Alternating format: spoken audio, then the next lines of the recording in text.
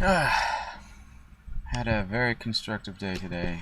I've been working actually. I haven't posted the work video yet. It's not much. The new one would be even better, so I don't know if I'm going to put another one up. I haven't even put the first one up. Anyway, that's not the reason for this video. This video is actually being made because I went for a walk on the beach late in the afternoon, and I was wading through the water at the shoreline, letting my feet soak, and this man started to approach me. At first I thought he was Indian, big white beard.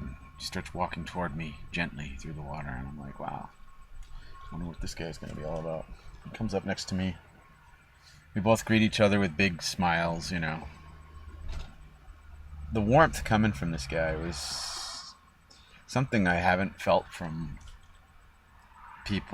anybody in a long time. Mostly I get I get the raised eyebrow, I get the cold stare, I get that accusing glance, I get a lot of stuff, but this was like right across the page, and I could feel this genuine connection. That's the best word I can use to describe it. Felt like we were two magnets on the opposite polarities, just kind of sort of gravitating toward each other. And I said, "Hi, I'm Christian." He said, I am a Muslim. And I said, no. I said, "My name is Christian." And he says, I'm Amajid, I think he said. And we started talking, and his son is in school in this country. He came from a really broken down part of Pakistan. Not everybody over there is evil. There's a lot of people. It's just like, it's like any country you go to, Not every German was part of Hitler's regime. A lot of the Germans that were there ended up in jail because they stood against the regime. Same kind of thing. Anyway, notwithstanding, there are people that understand that, and there are some people that they've got their head so far up their backside that all they see is good guys and bad guys, and we need to destroy anything that seems to stand against us.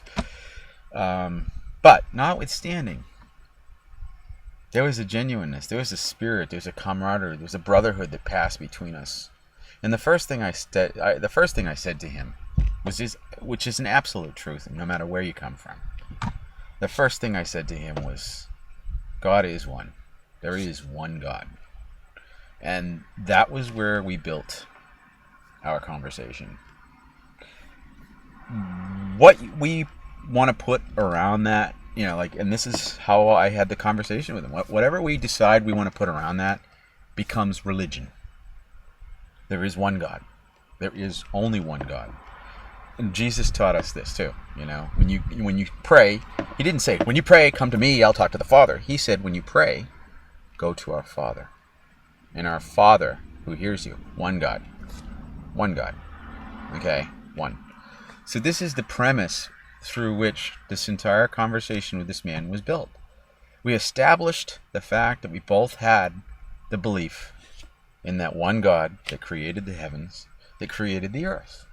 Now, we could get into the controversial debates that all Christians and Muslims and any other religion on the earth have, and talk about what this is and what that is, and what's the appropriate this and what's the appropriate... But the idea I was having here, I was having fellowship with a man in spirit, who maybe, because his religion or practices and all that may be different than mine, whatever, doesn't matter. The fact of the matter is we had peace. It was just kind of strange how this came up to me today, like at this very juncture. And he started to get into this idea. He started leaning toward his religion, which most Christians do too, anyway.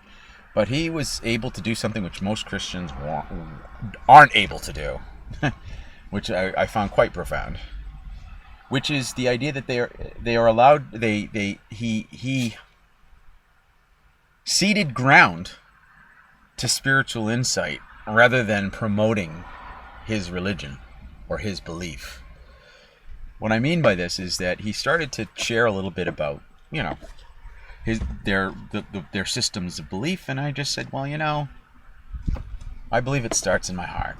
If I follow my heart and I follow what's in creation, creation speaks to me, speaks to my heart, speaks My heart speaks to me of what's out beyond me, that which is greater than I am.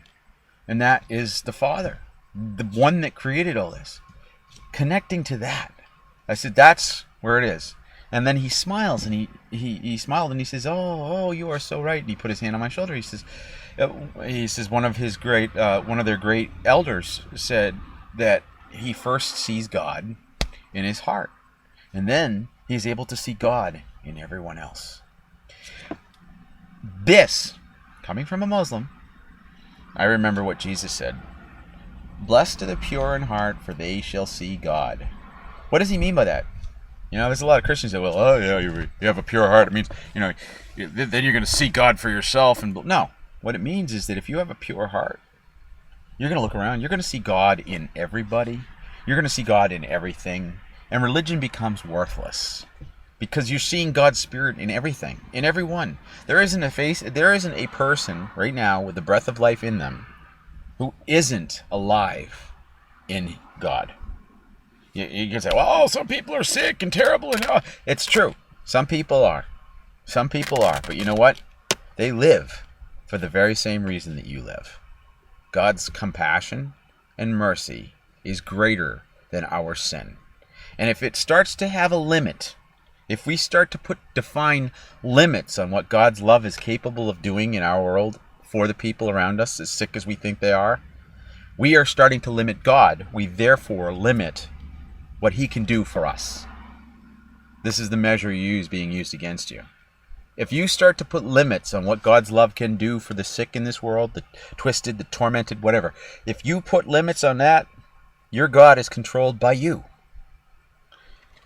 The whole idea is as soon as you start passing judgments, you're making God less than what God actually is. And in your world, that's what you will inherit. You will inherit the God that you create. That's hands down, you will inherit the God that you create. If you want a God whose love is all surpassing, his compassion is beyond measure, okay? If this is the kind of God you want to have in your life, you must remove from your heart all forms of judgment. I'll say it again. If you wish to have a God that is all compassionate, all loving, and generous, you must remove from your heart all forms of judgment. There is no room for judgment in a heart that seeks a loving God. None. Absolutely none. People say, oh, that's not true. It is true. Well, Jesus walked the earth. He didn't make judgments. He said, I came not to judge, but to set free. If you want life, you will pick up your cross and you will follow my example. You will do what I'm doing. He even said, it doesn't do you any good to call me God. Lord, Lord, what did we do? Didn't we do this in your name? Didn't we do that? No, it doesn't matter. It's an obedience. It's a faithful obedience to the one true God. You want to have life. And somebody recently brought up to me, not mentioning names, but somebody just recently brought up to me, well, he said he was the doorway and that we enter through him. Yeah, we enter through his example. The doorway is his example.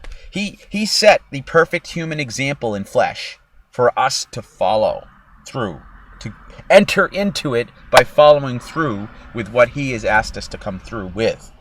He didn't ask us to just call him God, which is what most people, we're saved. We're not saved.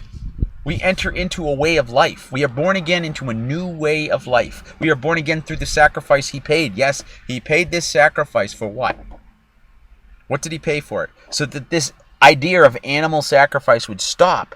And now we would start taking accountability. Rather than continuing to sin and let animals die for our sins, we stopped that process. That's what he did. He says it ends here.